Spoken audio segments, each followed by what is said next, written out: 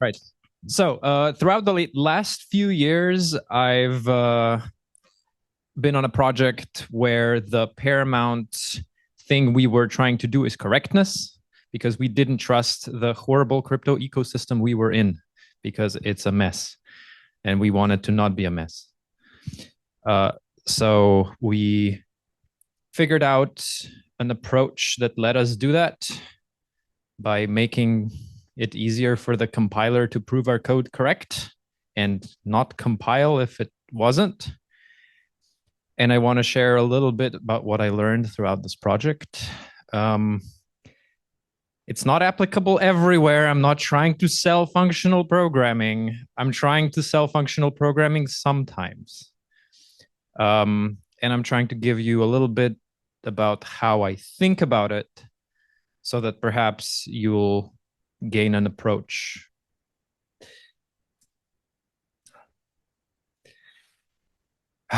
Let's take a deep breath here. Got a few disclaimers. This is slide code. This is not production code. Don't at me. I am omitting no except propagations, FINA, nicer compiler errors, and all of the meta programming, because ain't nobody gonna want to see this talk otherwise. I'm also omitting a ton of compile time optimizations, as in things that make things faster to compile. Ask me in the pub afterwards. I'm omitting tons of niceness that you have to explicitly put in. I'm omitting tons of automatic inference and tons of other stuff. Okay. C++ is not made for what we are about to do today. Yes. I have proposals that are going to make it slightly better. Slightly. Okay. Gotta say the errors are pretty bad. The compile times are worse. But we're proving code, so that actually kind of makes sense. Like theorem provers are slow too. The runtime performance, though, is actually pretty great because we're giving the compiler tons of information to work with. Something aliasing.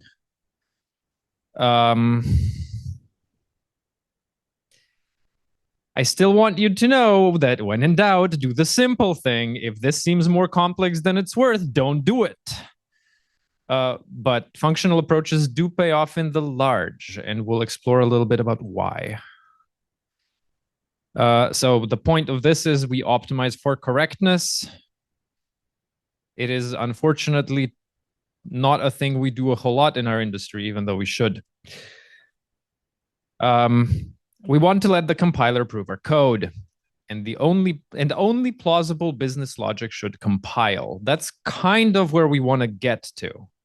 We're not proving everything. We're proving as much as is reasonable, right? The tests we write are CRCs for the proofs we did in our head, right? Like a test is a single run through your function.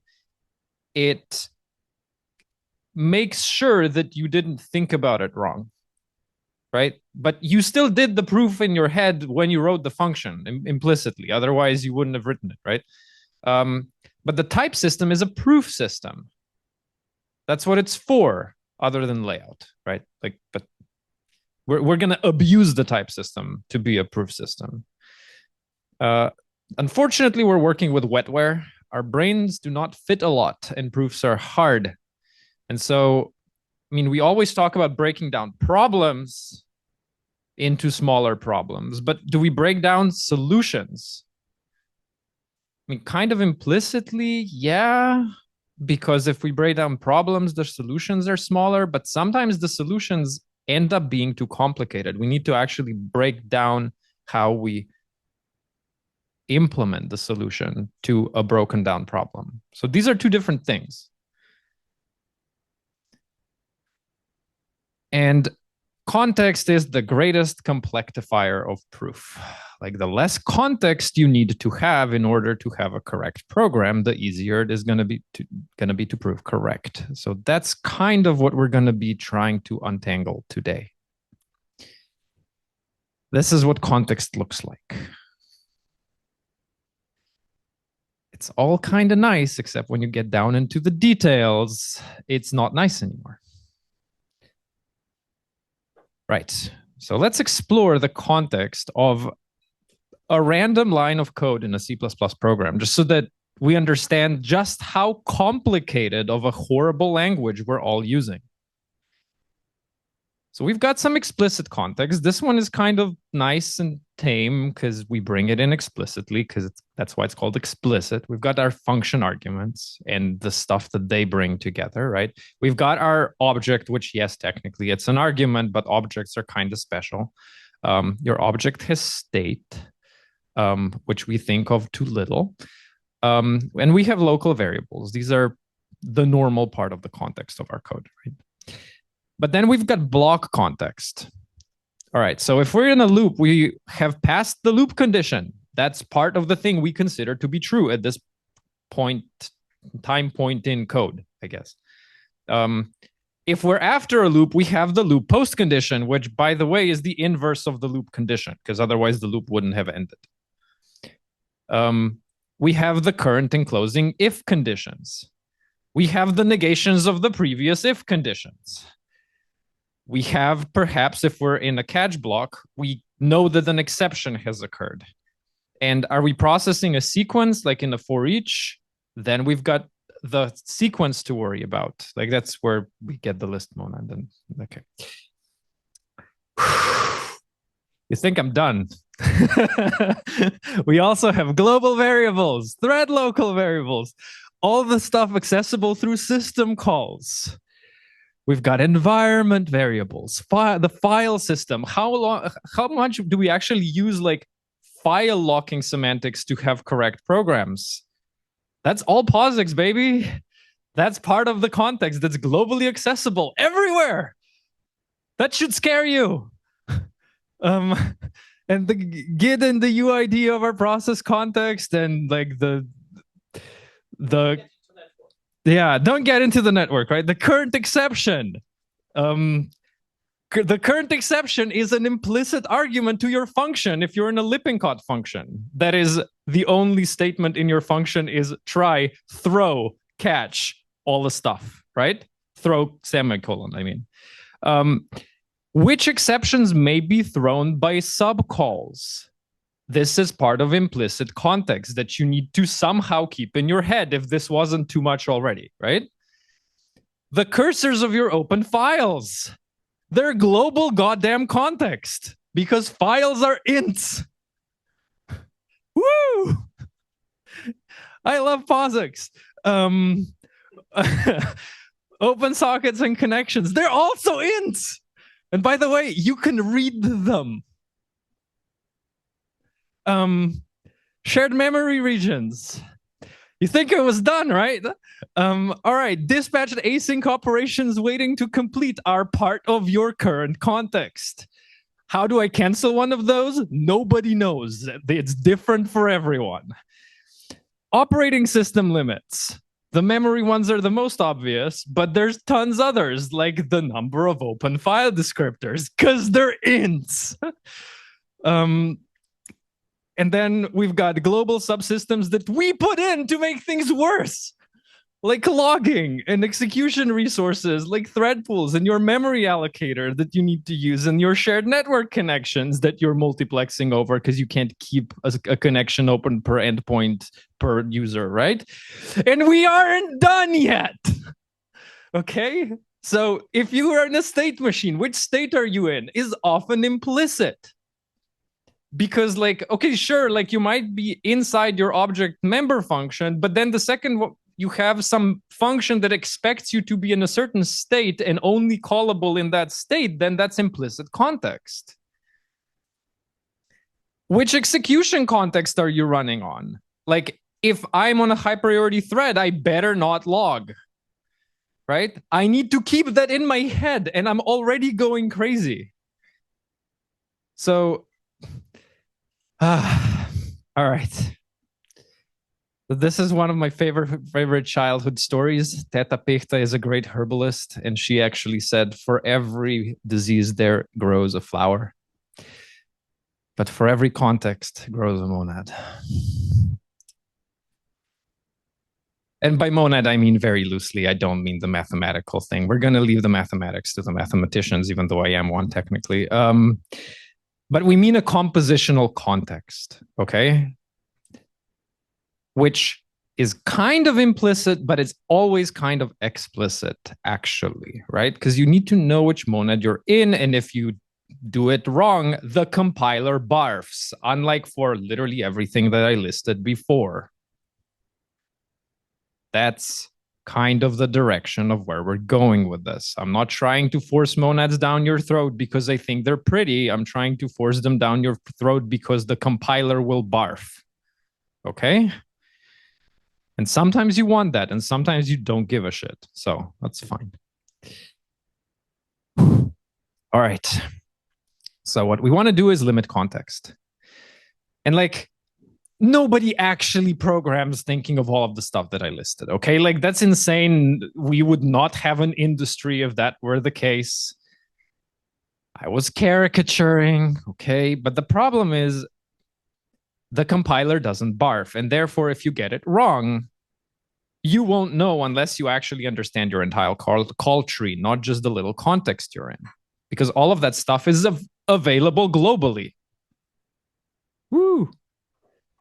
All right, so which parts are actually part of our relevant context in procedural programming is up to convention and discipline of our organizations. This is why culture of programmers is so damn important, because that's the only way we don't step on each other's toes.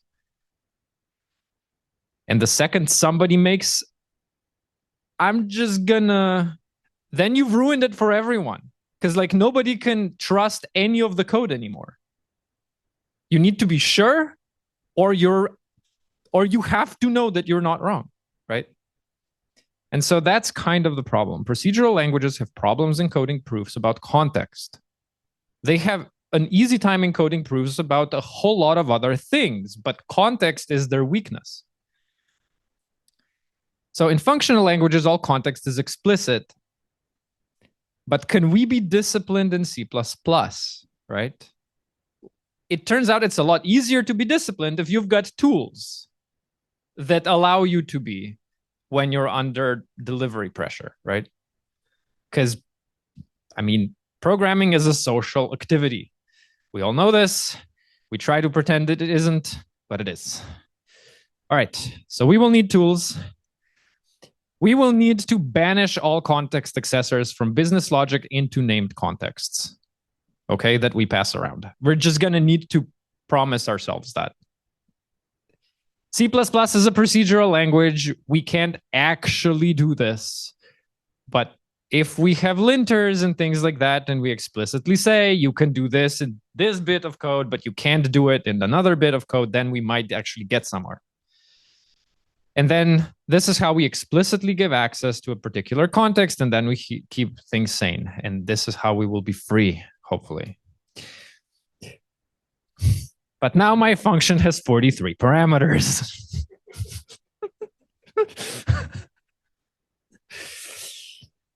Yeah, well, it had 43 parameters before. You just didn't see them, right? This is how we know we are growing. It hurts, right? All right. So the Zen of Python said flat is better than nested, and this is my favorite line out of that. So have you considered flattening out your dependencies so that you don't end up with 43 parameters to your function? And here we come to the greatest thing. Some breather. And then we need to design for laziness, okay? We need to make the correct things painful. So if your function has 43 parameters, that's really painful. You will do a lot of work to avoid doing that. Win, right? And this implicitly ends up pushing control flow, mutation, and IO up the call stack towards main because it's so painful to pass it down, right? And that means a lot more of our program becomes context free, And that means it becomes testable. And that means we don't have to yell at young people who come into our industry to make things testable. We can just say, use these tools and things will flow better. But it hurts. Yes, it's for your own good, right? Okay, so a quick example of what I'm actually talking about, because this was all philosophy. I know that you're bored already. C++ has exceptions. And I can't do this. I can't catch by concept because exceptions have hard polymorphism that is open and annoying. And I need to know what G throws. And for very good reasons, we removed the throws annotation. It was awful. But we should be able to do better, but we can't. Like, my gripe with exceptions actually isn't that they're slow. I mean, they are, but sure. It's that they're super annoying to work with because I have to keep them in my brain, right? I would like polymorphic runtime matching. I would like something like this, where I've got G and it returns some magic type, and I can do match error, and then voila, I can generically match my stuff. That would be really nice. You don't handle every exception?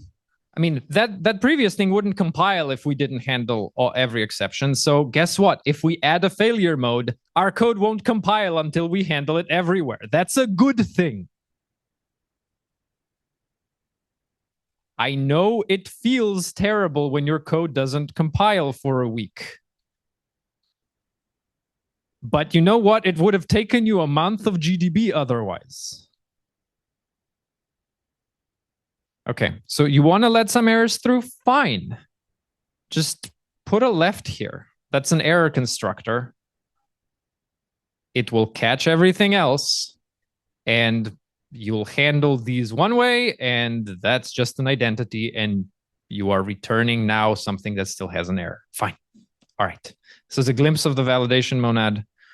We'll talk about it more later, hopefully, if I have the time. I don't know what the time is, so we might not get to.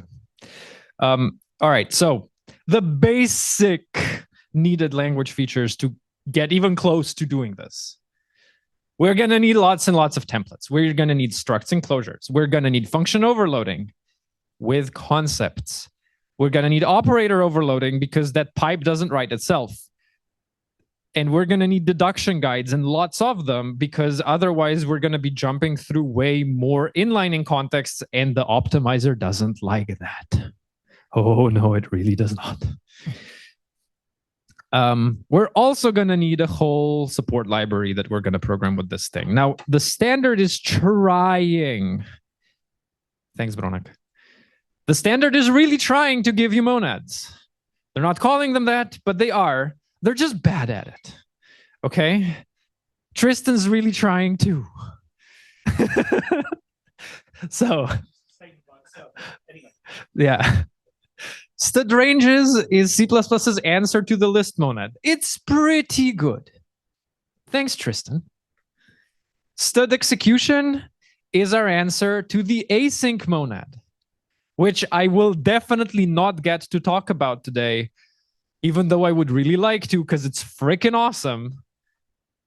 But stud optional is our very poor answer to the maybe monad. And stud expected is our very poor answer to the error monad. And by very poor, I don't mean like it doesn't do the right thing. It just does way too little of it, okay? Like we're going to need to do way more work than just that. The validation monad is not standard, and I can't open source it, even though I would like to. The IO monad, honestly better done with stud execution for C++. You do not want to try doing the IO monad. Just go all the way to stud execution if you're already there. The state monad, that's what OOP is. You have a special first argument that's implicit before the dot. That's your state. That's your state monad. Just stop fucking it up. There's the environment monad, which again is not standard and is not useful that much, except in the implementation of stud execution. Right. And the final guideline is we want to name common patterns and control flow. We don't want very many names because ain't nobody going to learn all that, but we need some kind of naming for things that we do a lot. All right. We are sure embarking somewhere. Right. All right. Let's take a look at maybe so that I can start showing some code, because this is a C++ meetup, not a lecture on philosophy, supposedly. All right. The flavor of the maybe monad is not failure, okay? The flavor of maybe is try multiple things and do the first one that succeeds. It's very different from the error monad. But so every monad has a flavor. And you kind of need to start tasting them. They're like fine wines. You need to yes. All right. So for people who haven't used stud optional, I want to give you a brief introduction, right? This is the old way of how we used to do things. There's several ways that we do things that possibly have a value. This is one old way. We have some kind of a query that returns a bool, or we have some kind of a mode of our function that doesn't actually compute the result, just tells us if it's there, thanks printf. And then we can start trying to make something like a get target host name, and then we give it all of the things where we could possibly find a host name, right? And then we say if host name is in args, then we returns the host name in args. And then we've got another try, maybe we want to get it from getenv. Is that a surprise? You didn't see it in the arg list, did you? Haha. Got to read the source for this one. Ain't nobody documenting that shit. Right?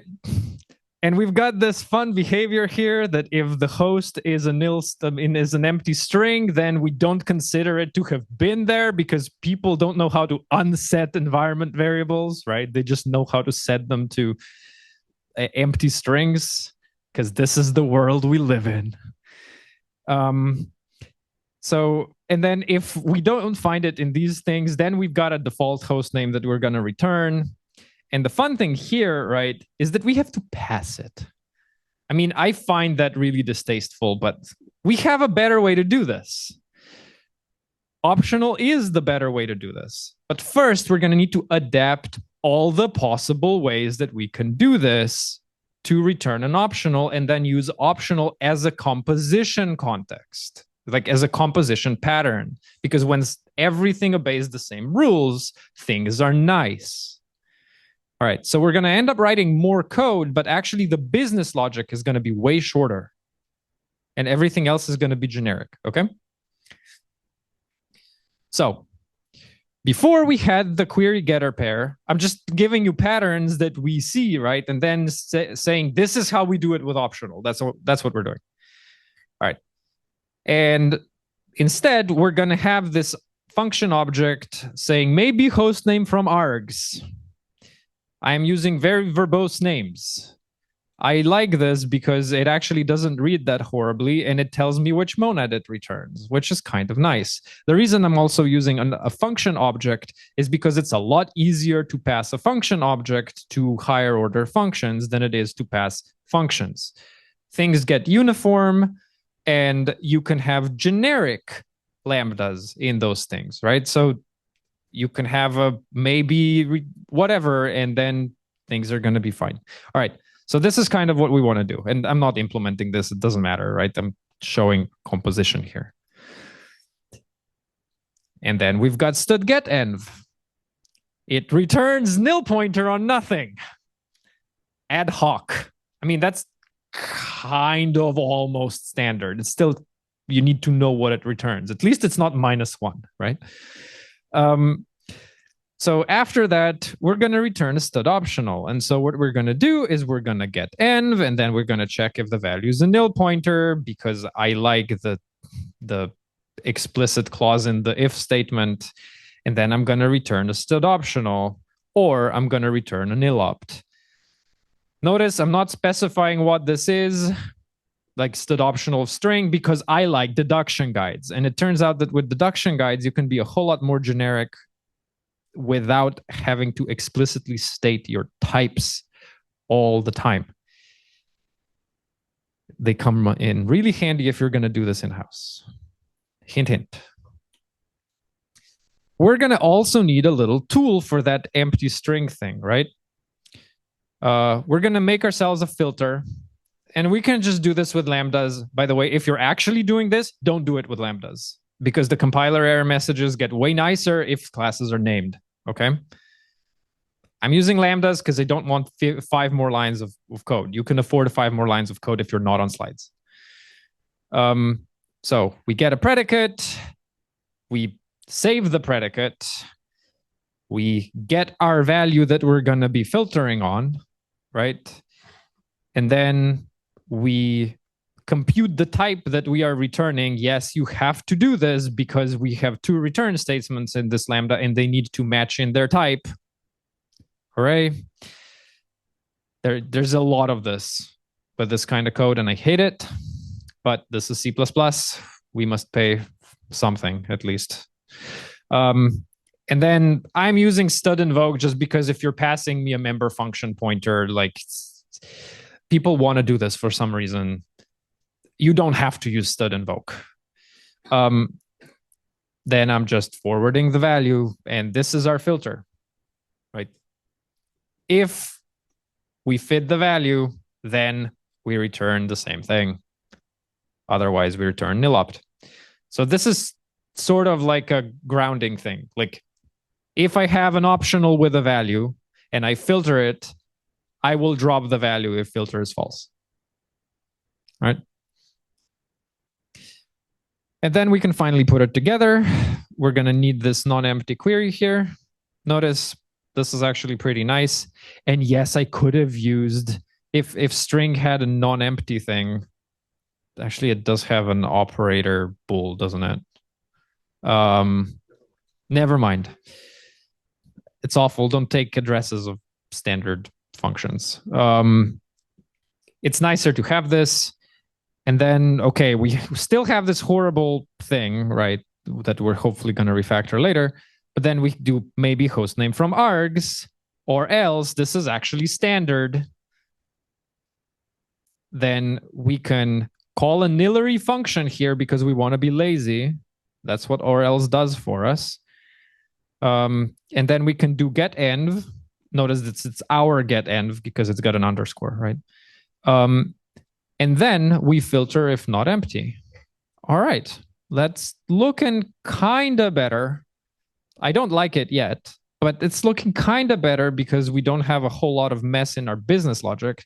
And then the default is just going to be a value or, and yes, we need to initialize it with an R value, so we need to explicitly copy. This is C++ 23. It's very easy to make a copy only if needed with this autocast. I still kind of hate it, this, but it's better. The problem is we defined filter wrong. So we actually need to do filter slightly differently. We want it to be like filter T, and then we want to define this, and I'm hiding operator pipe. You'll see it on the next slide. I'm going to make an operator parens here with the predicate. That's the outer lambda from before, except for the fact that I'm returning this weird closure thing where I'm saving this predicate. Okay? Notice I'm just able to do this without specifying the P because we have CTAD for aggregates in your compiler versions. This is all latest C++ because any S is annoying. I mean, like I have done most of this in C++ 17. It's painful. So the operator pipe, I promise that there's going to be horrible code. Here it is. This is going to be a hidden friend because we don't want it participating in overload resolution for something that is not a closure. We're going to have our opt. We have an optional here. By the way, that is how I name my concepts. It's kind of nice. The reason I want this here is because I need an optional ref here to infer the value category because I need to forward it correctly. And so this is how you can say any optional of any value category. It's fine, right? I will show you the definition of this thing that's actually kind of fast to compile, or way faster than the decay. I mean, I'm still using the decay here because this is a cop-out. It is possible to not do it. And then, sure, we need to get into our monadic context again. That's why we stirred forward the optional, because we need to call it this and then on the correct value category. And then we call and then with this lambda where we get the value that's in the optional, and we do the thing that we did in the inner lambda before, right? So we invoke the predicate with the v, and then we stood forward the v and construct the optional, blah, blah, blah. All right, easy peasy. If you think about this code, you will not write it a different way. It's just wonderful that you have to write this horrible boilerplate, okay? But now we can omit the and then, and this is actually getting kind of nice because here we've got our get env, it returns an optional, we filter it with not empty, that's an optional again, that fits into or else just perfectly, and then we've got our value or, and I think this is actually kind of nice. I mean, we still have this horrible stuff that I wish I could just lift into lazily or something, but like this is C++, we can't have everything, okay? This is as nice as it's gonna get. And I promised you the implementation of an optional, so here it is. We've got an optional. We make an optional v, okay? And we instantiate it with an xref. Why? Because adding a reference to a type is really fast in the compiler. It's a compiler built in, doesn't do any caching, It's really nice. All right. And then we've got this pattern match here, the default of which is false, right? But then we have to specialize these two. For std optional of tref and std optional of tconstref, we have special cases that are both true. And that's because you can't add const here because xref constref is xref, and so that's not gonna work, right? But this is by far the fastest way I could code a concept that's this type or this template type. I did extensive tryouts. This is about 33% faster than the next thing. All right. Oh, by the way, the reason we're using inline const expr variables here is because that means we're not instantiating structs. These do not have bodies. Therefore, they do not have a built-in hash table in the compiler, right? Every type has a hash table for its members. Variables don't. It's kind of nice. All right. So everything called an XXX or a YYY is a concept for me. And it means this thing, but possibly CVRF qualified. Whew. All right. We're getting somewhere. All right. We also want to fix the defaulting, and this is now easy because, you know, like, sure, this actually is starting to make a lot more sense. Okay, we get the argc and the argv because this is the explicit context we get from main. Fine, maybe hostname from args or else, get n, filter, no more default. And then in our user, which is hopefully main for this kind of thing, right? Maybe we've got a config file, and we maybe get a config file from the parameters, and if we didn't, then we construct an empty one. Yes? Previous slide. Yes. Should that be returning options? Yes, that should be returning an optional standard string. Thank you very much. I didn't compile any of this because I can't, because none of this is open source or very little of it. I'm sorry. All right.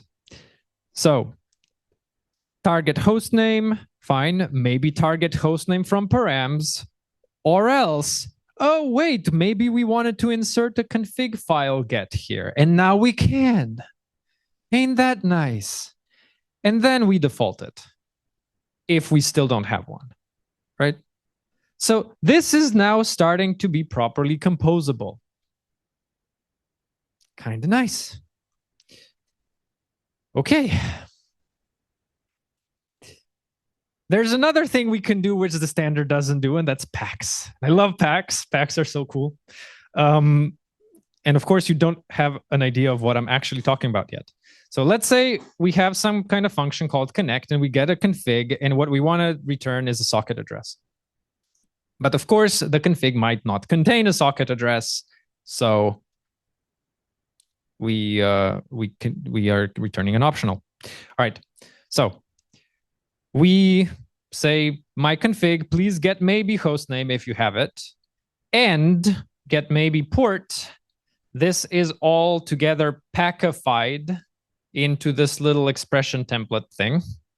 And then I can just call transform that because we are in a maybe context, both have to succeed in order to get anywhere, because transform is fmap, not flatmap. And then once I have both of these things, I can return a socket address. If I failed at any point, then I just return nilopt. And this is super nice, like overloading this little operator for our monad types that only works on the same kind of monad. They don't have to be optional. They both have to be optionals, but one is an optional of string and the other is an optional of int. It's perfectly fine. But we often want to say, if everything succeeded, then do this. Otherwise, like, just roll it up and say no. So nice.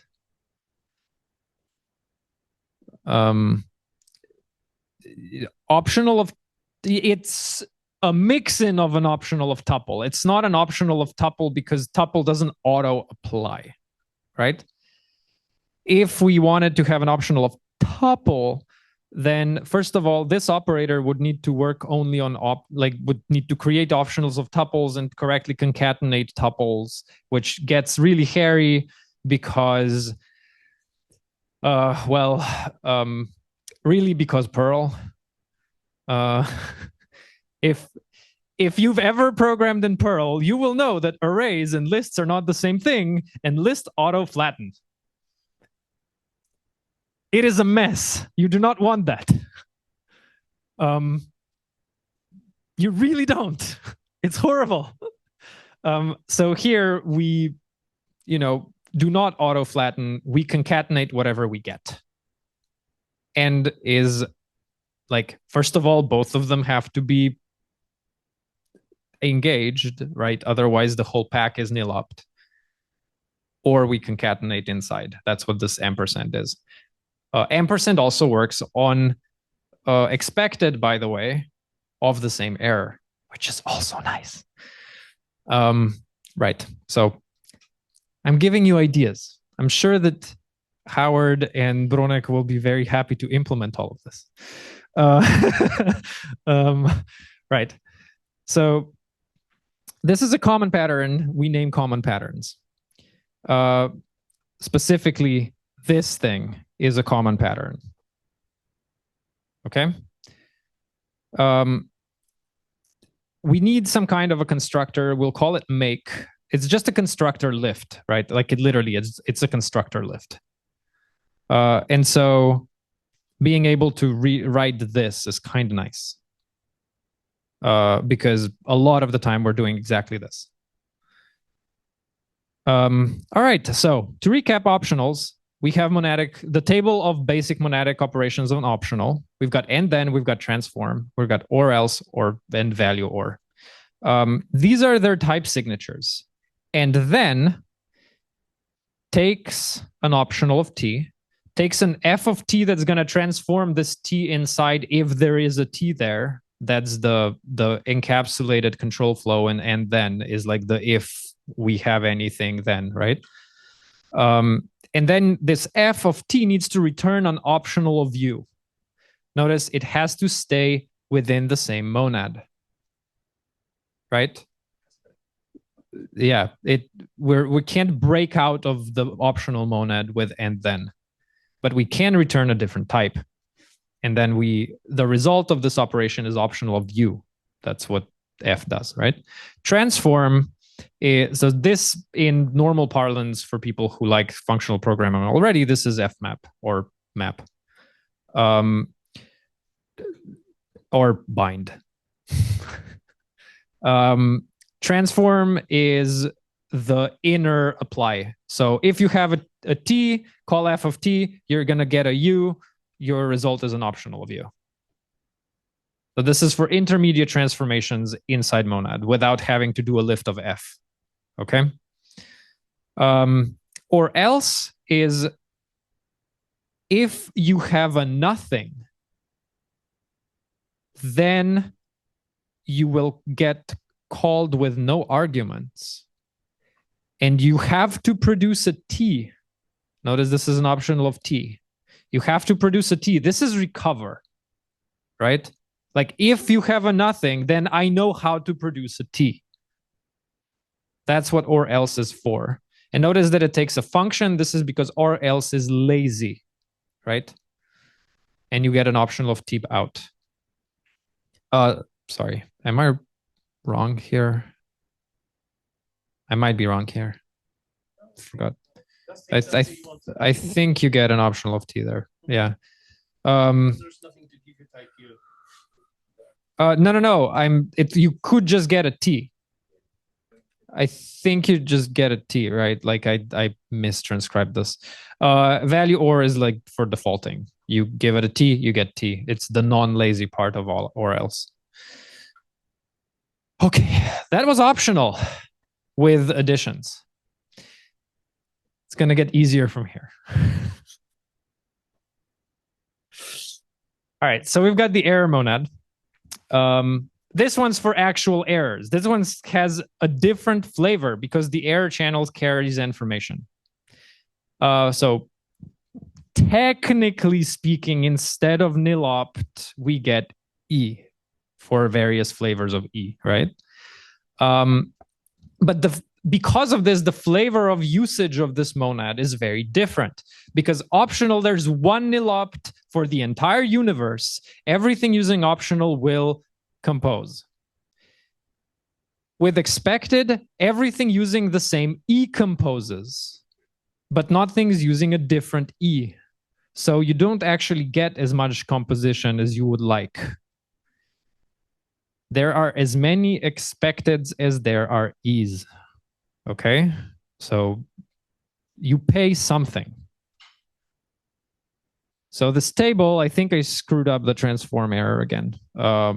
Forgive me. I've been doing this, like I've basically written this talk with like my library, and then I realized that we standardized a bunch of this stuff, and then I went to backport. So sorry, I've got bugs in my slides. We have and then, which is kind of the same. We've got transform, we've got or else. They work exactly the same. Notice that the E is the same in all cases except for here, right? Transform error is just, if you have an error, here's a different error. So you can actually change the type of the error with transform error. This is something we didn't have in optional because there's only one nilopt, right? That makes no sense there. And value or is kind of the same. So you'd think that it's kind of like optional, but it really isn't. Like when you start using it. All right. Again, expected is a domain-based composition type. It's not better exceptions. It's not. It doesn't do polymorphism, not well. And some of you might be thinking, well, I can just stick an exception pointer in there, you bad boy, you. Also, I can just stick a variant in there. Yeah, you can, but you're going to have a bad time, and we're going to see how, because I've got examples. All right. That's what validation is for, ladies and gentlemen. But it is a really good fit for domain-based errors, like a compositional parser infrastructure, right? Like every single parser signature is some parser name. You get a bunch of characters, and you return an expected of pair of some parsed grammar node and the rest of the stream, right? Or a parse error. Great. That's how we want things to work. Everything will compose up the wazoo. Lovely. And it's going to be fast, and you can test it, and it doesn't screw with your cursors because we're returning them. It's wonderful. It does seem limited though, and it is. And validation is better for like general error reporting. So like, again, the whole point of this talk is control your context, use the weakest type that will do. Right? Sorry, the thing that gives you the least is what I mean to say, right? Like that might be the strongest. I don't know. Doesn't matter. It's like the thing that promises the least to the user is the thing you should use because you get to do less with it, and therefore programmers trust you more, right? That's kind of the point. So we also have error packs, and I'm sorry that this has a scroll bar, but it has to because I couldn't break it into 2 slides. But it's kind of a nice example. So let's say we've got something like a parse response, and we're getting a JSON document as an input, and we're expecting to parse out a response or a parse error, right? And we are going to use this transform nothing for optional. That's an operation that's connecting optional and error. It takes an optional of t and a function that produces an error if we have a nil opt, right? And we get an expected of t or e. So it just maps nil opt to some error. So the first thing we're going to do is we're going to get maybe a version. Notice this returns a maybe. We're going to transform nothing into a parse error. We're going to parse the version because this is a parser and it returns an expected. So we need to have gotten an expected, which is why we had to transform the nil opt. Okay. And then we're going to filter it. And if we didn't get version 3.14, then we emit a parse error.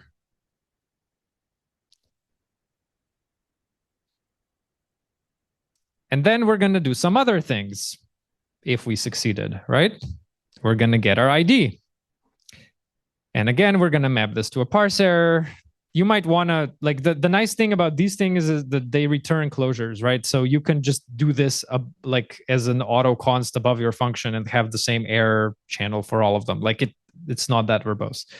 And then we parse an int. And then if we parsed an int successfully, then we transform this to make ID. Oh, strong types. That's kind of nice. And this gives us an expected of ID and parse error. And then we do the same thing for some more fields. And then we make a response if everything went successfully. Otherwise, we return the first parse error. Oh, look, we actually had to validate every single freaking thing. And it wasn't even that horrible. How's that for something? There's no way to make a response if we fail to parse anything. That's a huge correctness win. And because we were using strong types, like our version here, and like our ID here. Oh yeah, parse version gives you a version back. All right. Then we couldn't even have made a response without these validators here. So that is kind of nice. Notice my constructors are extremely, extremely simple, right? Like I'm not doing anything in constructors because constructors can't return a monad. Okay, I'm not using exceptions. I'm doing everything through validation functions effectively. You make some concessions, but on the other hand, your strong types are now aggregates. What are aggregates? They're freaking fast. That's what they are. And the compiler loves them because there's nothing to do. It understands them innately. So your code will run fast and it'll be correct. What else do you want? All right. So strong types, version is just an integer, constructor validates. The constructor, I don't mean the constructor of version, I mean the parse function, right? Response takes a version in its constructor, so you can't construct it with an int, and we can't make a response without a version, so we have to have gone through validation in order to even construct one. All right. Only plausible business logic should compile, encodes things in types until that is true. And then make yourself tools so that's not too tedious, right? That's kind of where we're going. All right. Prices, for instance, are a point space over the integral module of price delta, and stud chrono does that too. So encode your types. This has nothing to do with monads. Encode in your types the things that should work, and don't make things that shouldn't work. Right? Yeah. All right. And now I'm going to really try to get through dealing with multiple errors. We're going to need a better variant. We're going to, yeah. All right. So if we have a state machine and have something like a live state here, and we've got like some messages and some states, right? This is how we would like to code state machines. Then we can do multiple dispatch with a pack of variants and a PMAP. Can have an overload, and then we can just nicely pattern match this stuff in. Notice this is wrong. Any live state here with a stop goes to disconnected, things like that. Sorry, I don't have time to explain the slide properly, but this is literally how math defines state machines, and we can just do this. It's kind of nice. Notice that every one of these functions returns a variant that is not the full set of states. It's up to PMAP to concatenate all of these horrible things, but this is what it takes to have nice tools. PMAP will return the union of all of these things. Right? That's why it's a partial map. That's what PMAP. That's kind of what you need if you want to work with variants nicely.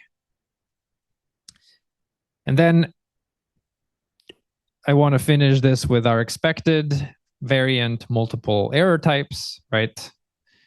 Let's say we've got open, which returns an expected a file or a variant of does not exist or a permission error, and then read line, which it returns an IO error. How the hell do we even code transform error? We can't. It doesn't work. All right, let's do this again with manual typing. Okay, let's say we said we've got all errors. Fine, we try again. We've got open, path expected, fine. All right, this works now because we make an all errors because we computed it before. And then parse version, oh crap. God damn it. So this becomes really, really friggin' annoying to have to maintain this. So where we get the solution for this is effectively monadic mixins. Like if you think of expected with a variant on the error side, that's a composition of two monadic contexts. When I say mixin, I mean we take the properties of both and put them together into a single thing that has behavior of both. Okay? So there's one's not at the top and the other one at the bottom. They're both together. That's what I mean by mixin. And so this means that suddenly we can transparently concatenate errors from and thens because we have this union thing built in. And yeah, let me tell you, the sorting and unique here of types at compile time is super fun and compiles really quickly. And I totally don't have a paper to fix this in the, I do. All right. And so this is what we call a validation. Okay. And the validation monad is effectively the equivalent, like a better generic equivalent of C++ exceptions that does the thing you want and breaks if you didn't handle things. So in conclusion, we did this. I hope you're happy. I didn't get through everything, but I got through most. And we deserve this image. All right, thank you.